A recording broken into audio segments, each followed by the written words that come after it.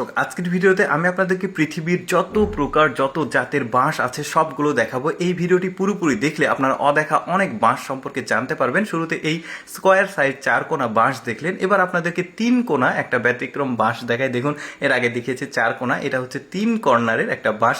কি চমৎকার! পৃথিবীতে কত রকম বাঁশ আছে যেগুলো আমরা অনেকেই দেখিনি। দেখতে থাকুন আপনার ভিডিওটা, এখনো অনেক কিছু দেখার বাকি আছে। তারপরে এইটা দেখুন, এই বাঁশটাও আমার কাছে বেশ সুন্দর লেগেছে, একদম লম্বা সোজাসুজি বাঁশ, বাট মানে লতানো লতানো পেঁচানো পেঁচানো উপরের দিকে একটা স্ট্রাকচার আছে শরীরের উপরে।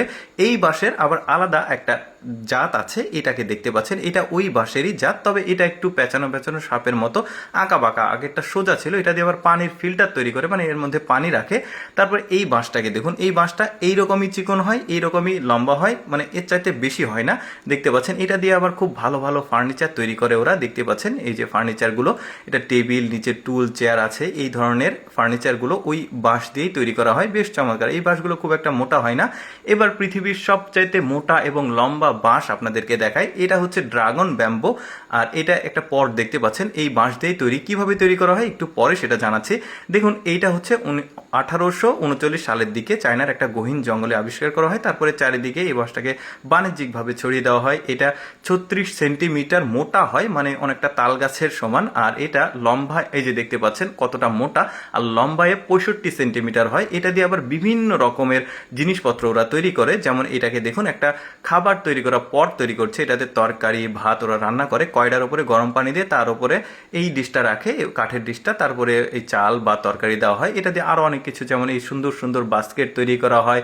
তাছাড়া এই বাঁশের যে বাঁশ কোরল বলা হয়, মানে কচি বাঁশ, এটাকে ওরা আবার রান্না করে খায়। এই যে দেখতে পাচ্ছেন, বেশ চমৎকার। সব বাঁশই খাওয়া যায়, তবে এটা একটু সুস্বাদু বেশি। এই যে দেখতে পাচ্ছেন, এটার আবার বীজ দেখতে পাচ্ছেন, এটা অনেক বড় বড় সাইজ। তারপরে এই বাঁশটাকে দেখুন, দেখতে অনেকটা মানে লালটে কালার। এটা শুধুমাত্র ডেকোরেশন বা ঘরের সৌন্দর্য, অফিসের সৌন্দর্য, পার্কের সৌন্দর্যের জন্য এই বাঁশটা চিকন, একদম কুঞ্চির মতো এতটুকুই হয়, এর চাইতে বড় হয় না। এটা বেশ চমৎকার একটা।